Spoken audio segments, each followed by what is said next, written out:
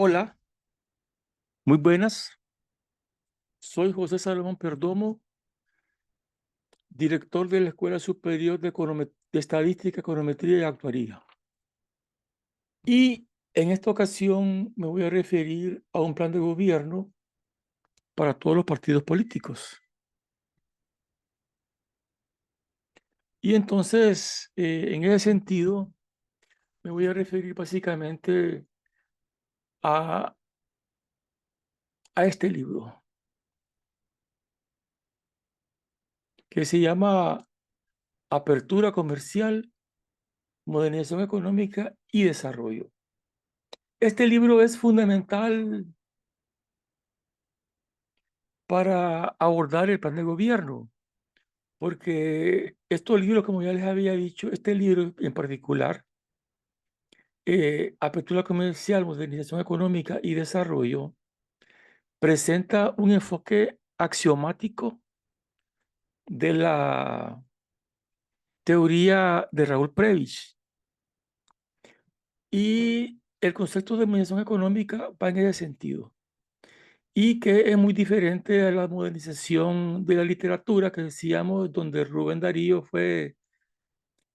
ha sido premio Nobel de Literatura, y y Juan Ramón Molina, escritor hondureño, y Rubén Darío, escritor nicaragüense.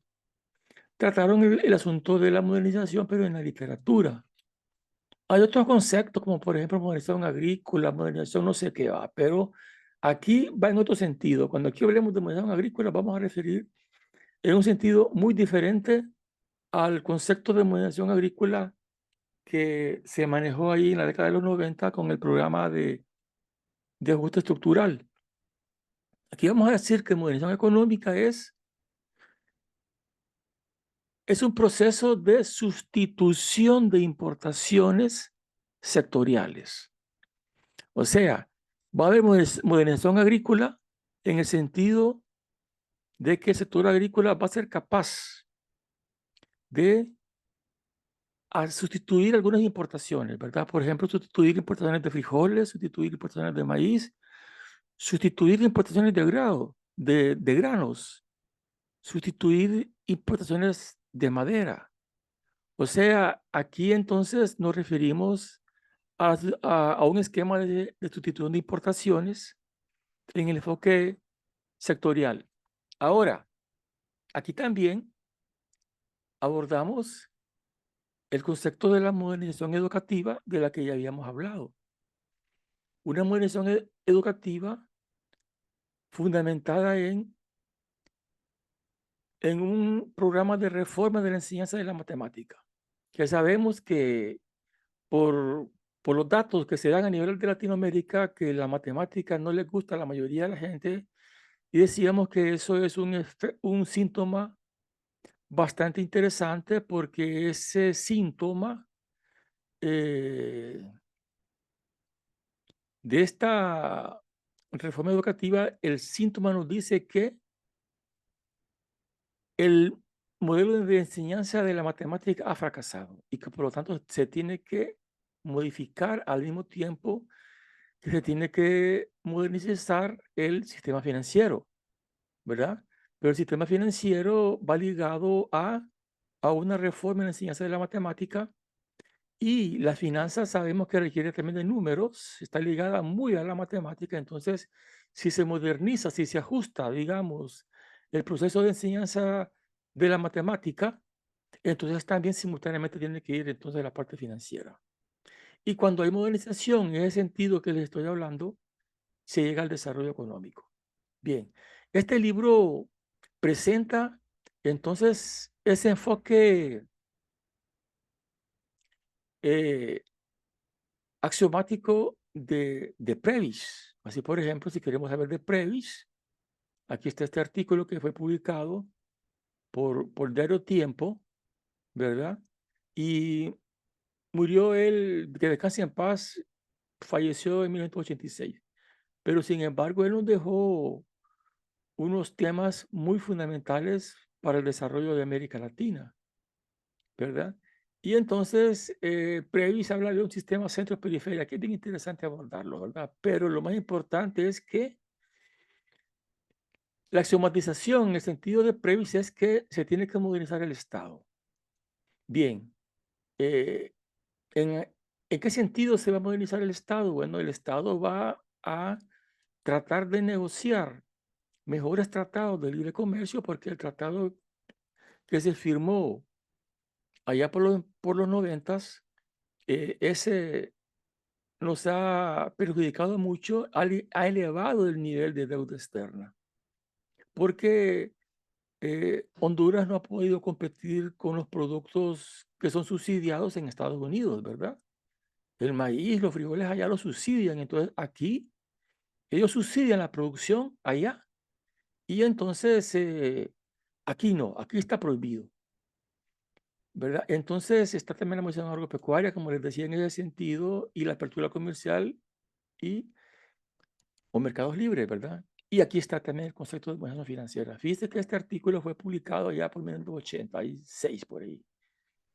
Entonces, de ahí entonces la importancia de ligar, por ejemplo, a Raúl Prebisch, ¿verdad? Un enfoque axiomático diferente a lo que es entonces la teoría original de Raúl Prebisch. Entonces, aquí nos encontramos, mire, que la cantidad de documentos que tienen actualización, ¿verdad? Aquí una crítica de la CEPAL constructiva, claro, se hace la crítica de lo que falla y se propone entonces soluciones. Esa es una crítica constructiva. Criticar lo malo y al mismo tiempo dar soluciones a ese desenvolvimiento equivocado. Pero que también todo está ligado con las finanzas, ¿verdad? La crisis financiera internacional, esto ocurrió ya por 1908, ¿verdad? Y entonces aquí estamos mencionando un poco más de este libro, porque este es los fundamentos de ese programa de gobierno que hemos estado hablando. Fíjese que aparentemente estos artículos que fueron publicados en Derecho Tiempo no tenían nada que ver uno con otro, ¿verdad?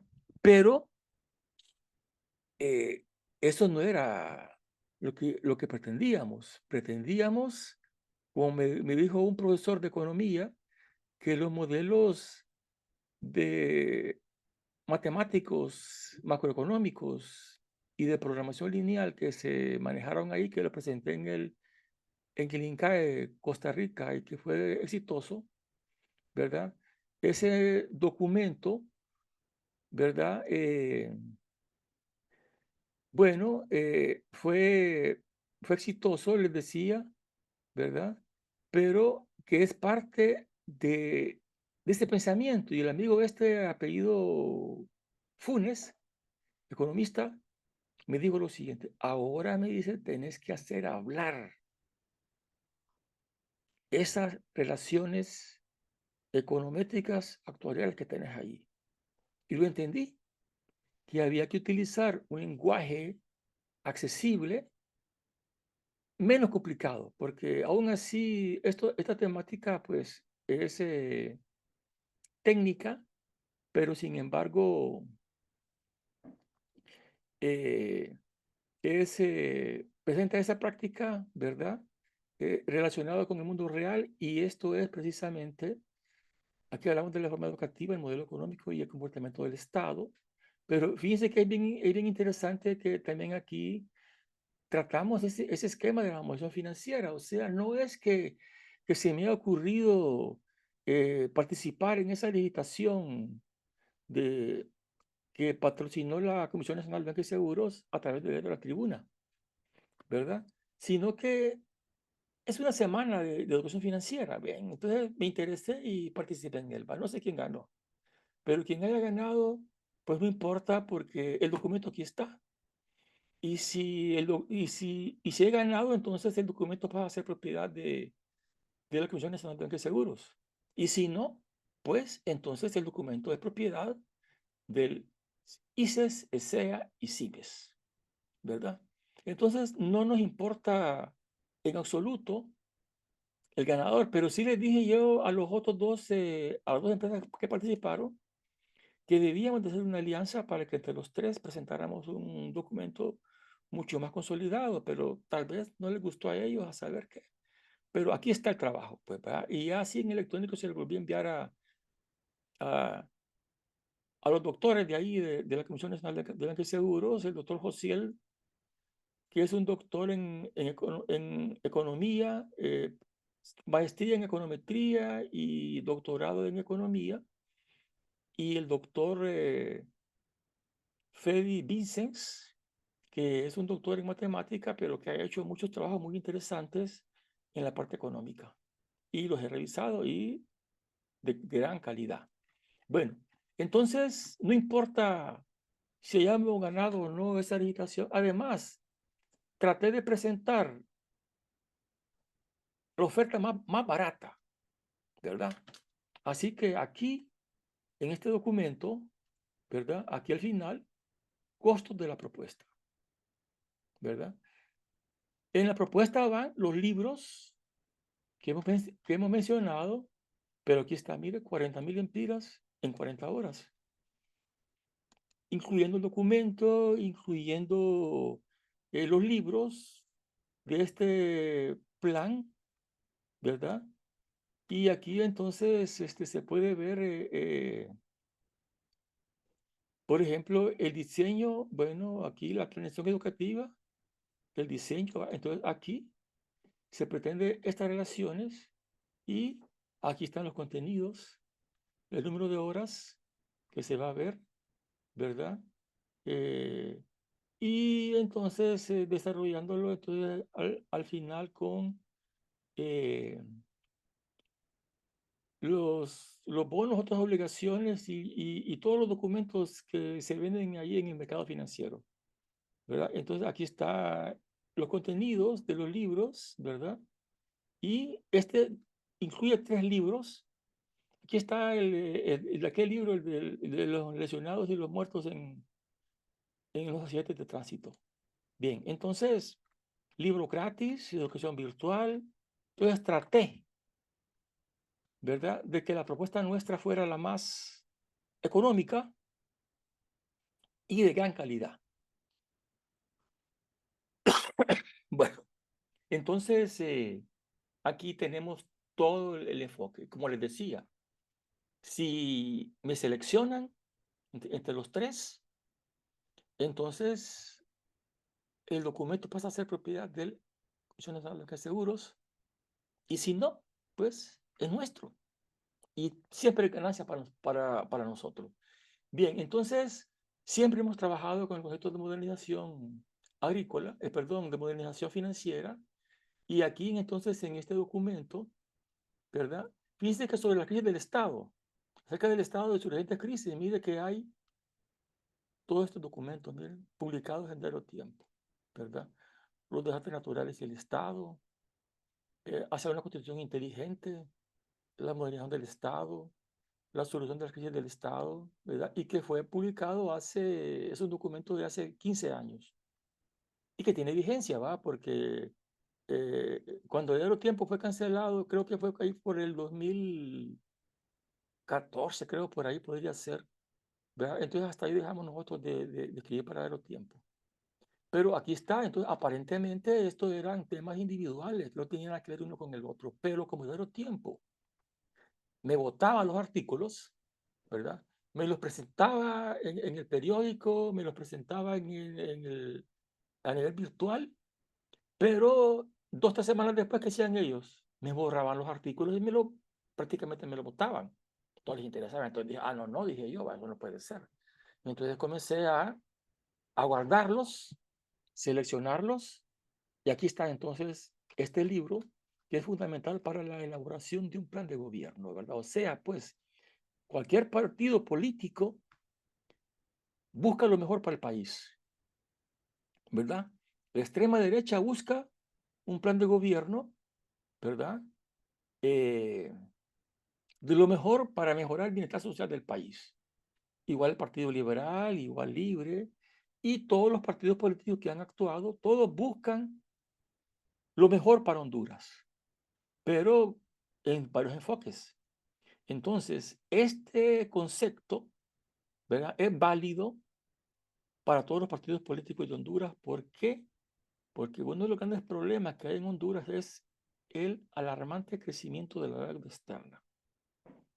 Y entonces ese es el riesgo del país.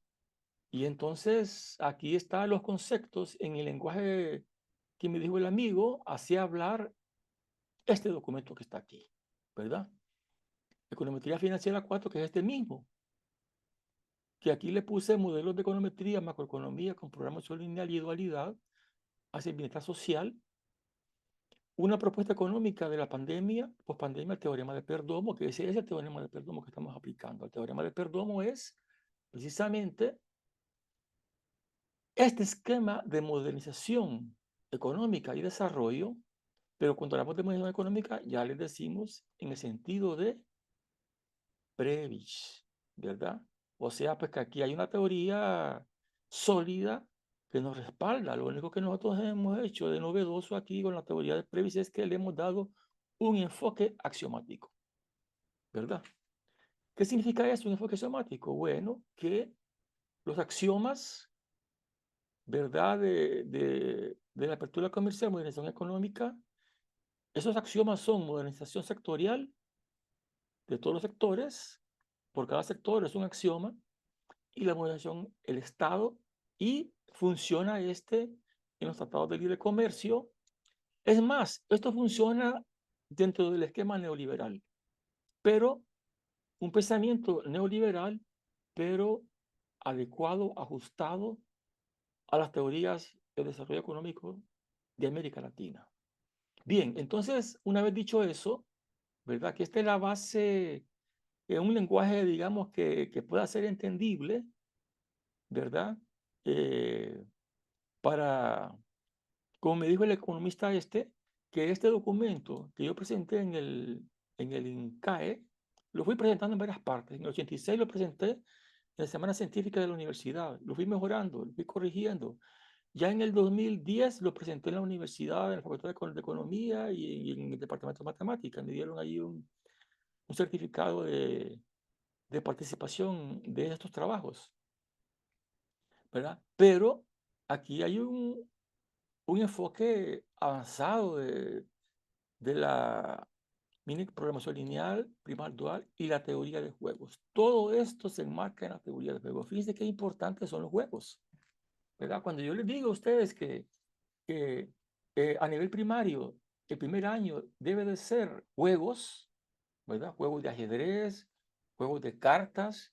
Y es más, si hubiera en el instituto una mesa de billar, pues también hay que enseñarles a jugar billar porque es el enfoque físico de los choques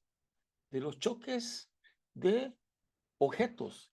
Y eso se aplica en, en los experimentos nucleares que se desarrollan en ese túnel de varios kilómetros que está en Europa, que analizan los choques de las partículas, ¿verdad? Y entonces la teoría de choques de las partículas que se desprenden, que de ahí nacen otras partículas.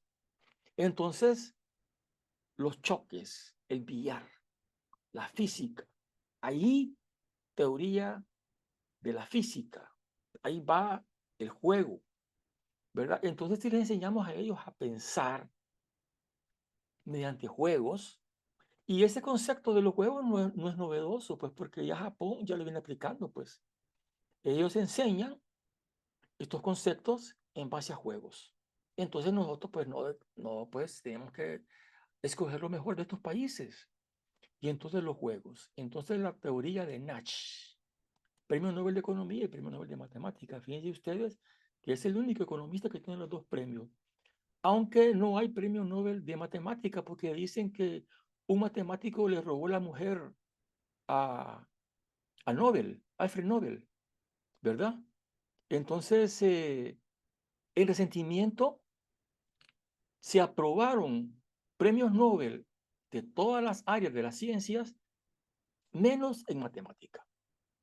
Dicen que eso fue lo que ocurrió, ¿verdad? Eso hay que investigarlo si es cierto, pero Sí, me lo dijo a mí un doctor en matemática que esto había ocurrido y entonces Nobel dijo que no había premio Nobel de matemática, prohibido. Entonces se formó un nuevo premio equivalente al Nobel, ¿verdad? Entonces Nash es la única persona que ha ganado el Nobel de Economía y el Nobel de Matemática. Perdón, el premio Nobel equivalente a Matemática. Entonces, aquí aplicamos esa teoría de juegos de John Nash, ¿verdad? Aplicamos también la programación lineal, primaria y dual, que son conceptos que ya les había hablado y que me gustaría que compartiéramos. Y además también aquí hacemos un aporte, fíjense, novedoso. Ese aporte es nuestro. Los modelos de la econometría convexa con programación lineal. Esto es algo que nunca se enseña en las universidades. Es más, en las universidades solamente enseñan eh, la econometría 1, que es la que nosotros tenemos aquí en el diplomado, que es muy teórica y hace falta práctica. Y por esa razón nosotros decidimos hacer 10 libros más de econometría financiera. O sea, el diplomado nuestro en estadística y econometría financiera actual tiene 11 econometrías, ¿verdad? De ahí ustedes pueden entonces deducir que las otras 10 asignaturas de econometría financiera no se enseñan en las universidades ni en Centroamérica ni en México. Somos los únicos en estos conceptos. Y entonces aquí está, ¿ve? Los premios Nobel de Economía, Kenneth Arrow, que es de la teoría del bienestar social, Nobel de Economía, Pareto, que tiene el óptimo de Pareto, que es una maravilla, que ya se cambia la subjetividad del análisis de la utilidad con Pareto. Tokosky, Keynes, fíjense, también ganó un premio Nobel de Economía. Todos estos son aportantes. Joan Robinson, Leontiev, las matrices de Leontiev que se aplican aquí como caso. Nosotros presentamos aquí las matrices de Leontiev en un enfoque generalizado.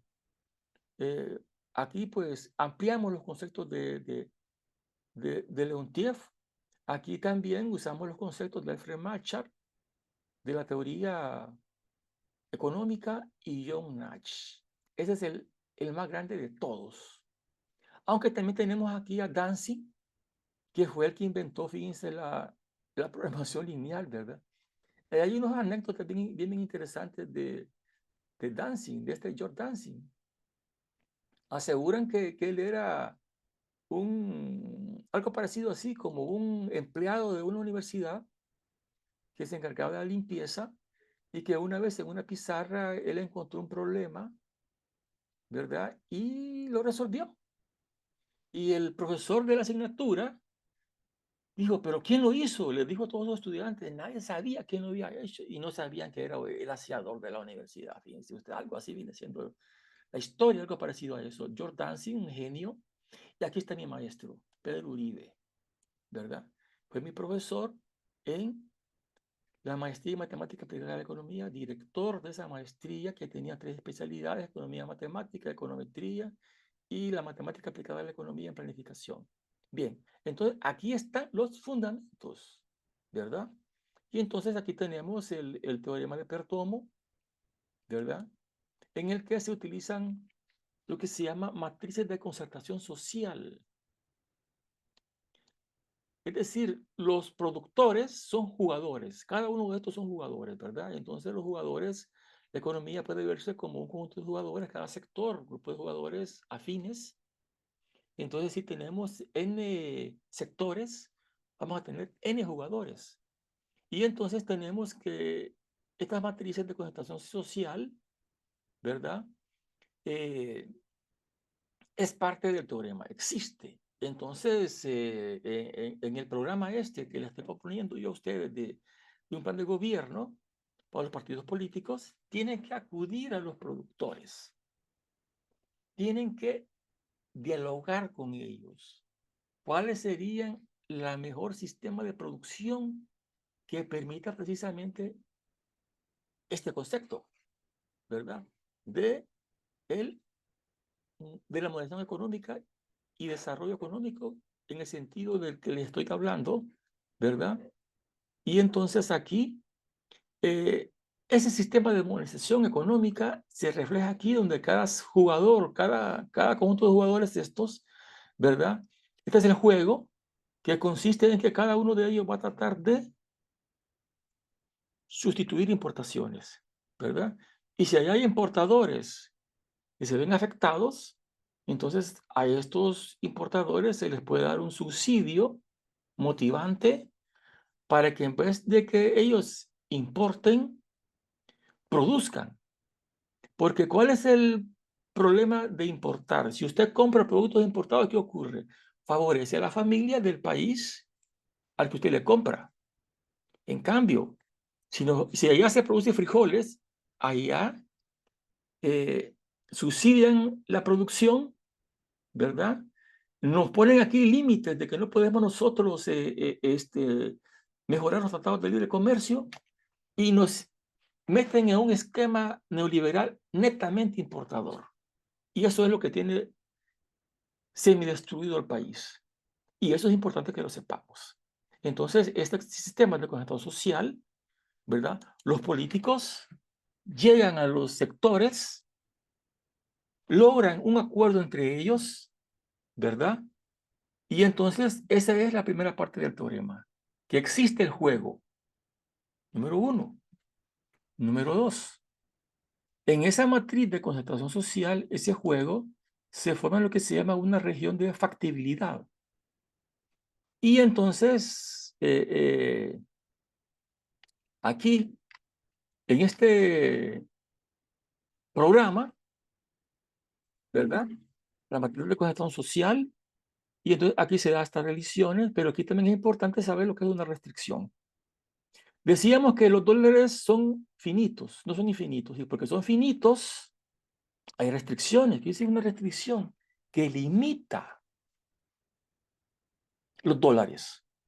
Por ejemplo, las remesas familiares, tenemos nosotros que buscar negociaciones para que haya migrante hondureño entre la economía hondureña a la economía estadounidense, o que los estadounidenses vengan, inviertan aquí y generen producción. O sea, lo que nosotros importamos de ellos, ellos podrían precisamente producirlo aquí en el país y ahí se le daría el subsidio, porque ¿qué ocurre? Si nosotros importamos, decíamos, se favorece a la familia que está allá, pero si lo producimos aquí, ¿qué ocurre? Aquí generamos el empleo, ¿verdad?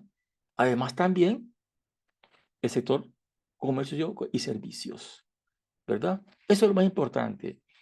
Y entonces, combinando este lenguaje sencillo, perdón, entre comillas, ¿va? Porque eso es lo que el amigo me dijo, escríbalo, háblelo de tal manera que el lenguaje técnico sea lo más comprensible posible, ¿verdad? Entonces, en esencia, tenemos entonces que una vez la matriz de concentración social y el juego está definido, y entonces la otra parte nos dice que existe una relación entre estas importaciones que ustedes ven aquí y la producción. Porque las importaciones se subsidian con exportaciones, se subsidian con remesas familiares, se subsidian con donaciones, se subsidian con unos préstamos externos. Fíjense que cada uno de estos tiene restricciones, ¿verdad? Nos ponen esas restricciones. Por ejemplo, vaya, las exportaciones de camarón ahorita, vaya, por ejemplo, que viene México y pone una traba ahí bloqueando las exportaciones de camarón. Esa es una gran restricción que limita la entrada de divisas al país y que estuvo así varios meses, ¿verdad? Y ahorita ya parece que se normalizó, pero sí es importante que fíjese que aquí antes de la pandemia era el 33% del total de las importaciones que aportaban las remesas, porque las remesas familiares tienen que ver en doble sentido. Uno, que al convertirse en empiras, favorece a los hondureños que están aquí, que dependen de esos trabajadores que están en el exterior, ¿verdad? Entonces, los préstamos externos también están condicionados, ¿vale? Vamos a prestar dinero, pero van a hacer esto, ¿verdad? Ahí está la restricción, ¿verdad? Las remesas familiares. Pues qué bueno sería que Estados Unidos dejara entrar a todos los hondureños allá a trabajar y que mandaran a remesas, pues. Pero no, nos ponen esa restricción. No, no, no, no, no, no. Vamos a darle el tratado temporal, ¿verdad? Y ya con eso ya bloquean parte, ya hay una restricción, pues. Las exportaciones también tienen, como fuente generadora de divisa, entonces tiene también sus restricciones, ¿verdad? Entonces, la otra parte del teorema nos dice que existe esa relación entre la producción y las restricciones, ¿verdad? O sea que aquí nos dice que las importaciones son el 11%, crecen a un ritmo del 11% mayor que el PIB. Si vamos así, vamos a llegar a un momento en que el nivel de importaciones va a superar totalmente la producción, ¿verdad? Y un caso bien especial de Francia, fíjese, me estaban diciendo que Francia tiene, la deuda de Francia es el 120% de lo que produce. Imagínense ustedes, no puede ser, pues, que un país con alta tecnología, pero ¿qué ha pasado? Han vivido en gran comodidad, belleza Francia, pero mira, pura deuda externa. Deben el 120% de lo que producen. Ya ustedes ya pueden ver entonces la intención de Francia de provocar una guerra, porque cuando hay una guerra, ¿qué es lo que ocurre? Es porque hay crisis económica y la quieren resolver. ¿A costa de qué? De una guerra. Pero los europeos tienen que saber que esta guerra la tienen perdida, ¿verdad? Y entonces por ahí va la cosa. No me quiero desviar de los contenidos. Entonces existe esa relación y que también existe ese óptimo que se da, ¿verdad? Eh, con esta relación que tenemos aquí, que nos dice que el PIB depende de las restricciones de las exportaciones, depende de las restricciones de las remesas familiares, depende de las restricciones de las donaciones, fíjense, y otras restricciones que se dan aquí, ¿verdad? Por ejemplo, aquí los nuevos préstamos externos, ¿verdad? Entonces, el PIB depende precisamente de eso, pues, de esas restricciones. Entonces, eso es lo que nos dice el teorema, ¿verdad? Que existe la matriz de congestación social. Existe una relación entre la producción y esas restricciones externas. Entonces, el óptimo se va a dar en un punto que coincida esta relación lineal, ¿verdad? Y, eh, y las restricciones, ¿verdad? Y entonces, esta matriz de condensación social que estábamos hablando anteriormente, que es ya en el sentido de Leontief, ya es I menos A, que I menos A a la menos 1 se le llama una matriz, la matriz de Leontief, la matriz inversa de Leontief. Entonces, ahí va toda la teoría. Ahora, este libro, lo único que cambia es idéntico a este. Lo que ocurre es que la pasta, la portada es diferente, ¿va? Es que mire que la portada aquí estaba muchas relaciones ahí, ¿verdad? Y entonces podría asustar a los posibles lectores, pero así, digamos, se mira más atractiva, ¿va? Están los premios Nobel que ligan a estos pensamientos, ¿verdad? Danzig, que es el que inventó la programación lineal. John Nash, fíjense que ¿por qué decimos nosotros que John Nash es el que lo hace todo? Porque fíjense que toda la teoría económica que existe, desde los clásicos, los neoclásicos y todos los demás que vienen ahí, se puede ver dentro de la teoría de juegos, ¿verdad? Y entonces toda esa teoría, John Knight viene y la concentra en juegos, ¿verdad? Eso es muy importante. Entonces, la idea es entonces que exista un plan de gobierno, ¿verdad? Que utilice estos conceptos, pero cada partido político le va a dar su propia interpretación. Los cachurecos van a agarrar este modelo, este proyecto de un plan de gobierno, ¿verdad? Ellos le van a dar su enfoque derechista, ¿verdad? El Partido Liberal, pues que también sigue siendo de derecha, ¿va? O decían que era del centro, ¿va? Pero cuando expulsaron a Mel Zelaya de ahí, que por cierto, libre existe porque los liberales se lo pidieron, ¿verdad?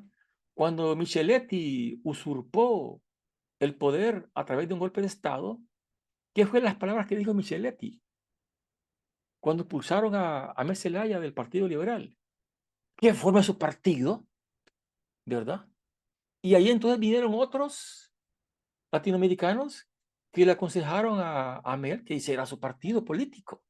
Entonces, libre existe porque el Partido Nacional y el Partido Liberal lo permitieron, ¿verdad? Y es una cosa bella, porque una crisis política es una cosa maravillosa para nuestro punto de vista. ¿Por qué es maravillosa una crisis política? Porque la consecuencia es una transformación, ¿verdad? La crisis política se resuelve, ¡pum!, con una transformación. La crisis política derivada que permitió el golpe de Estado, ¿verdad? Ese esquema, ¿verdad? Esa crisis generó a Libre. Eso es lo bello, pues, de la política, de la teoría de las crisis, porque se da una crisis, se dan otras oportunidades que hay que aprovechar, ¿verdad? Entonces, ¿quiénes son los culpables de que exista Libre? Los cachurecos y los liberales.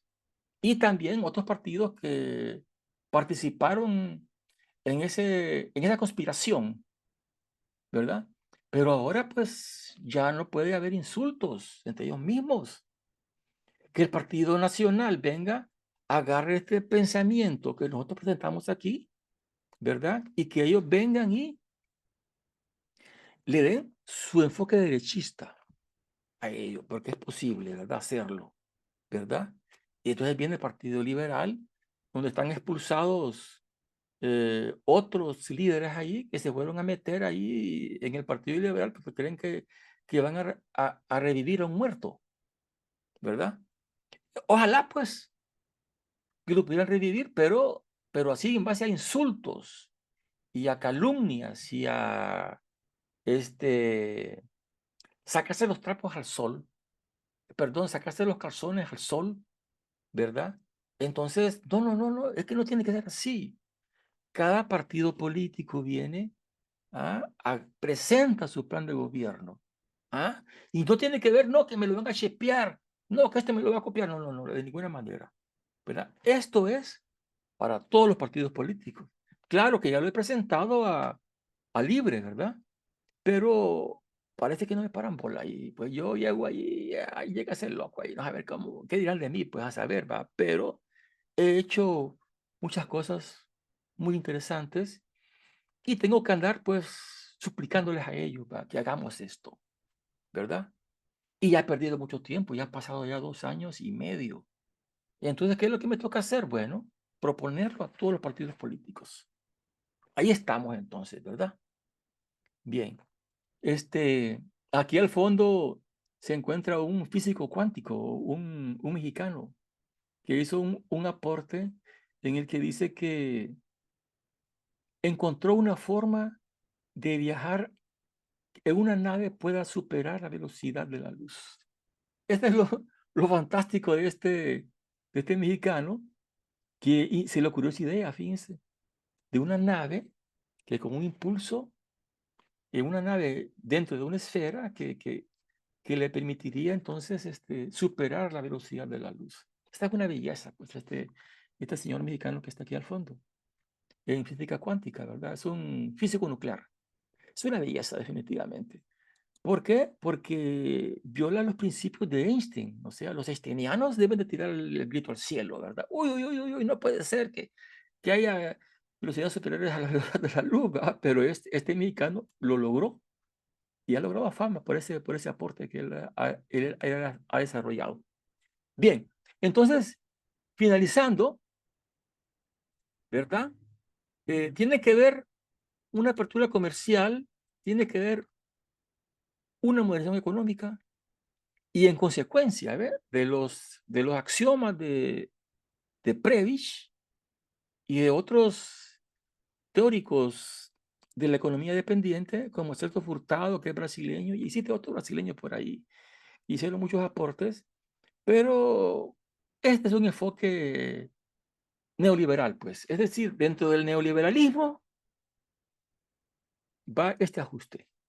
Entonces, esperando pues que esto les interese y que los partidos políticos, pues, bueno, vamos a seguir haciendo otros comentarios sobre estos programas de gobierno, porque no me gusta, en definitiva, que se insulten y a ese tipo de cosas, ¿va? Que son horribles, ¿verdad? Es decir, no puede ser porque en las redes sociales estos insultos a cada rato, ¿va? Que narcotraficante, que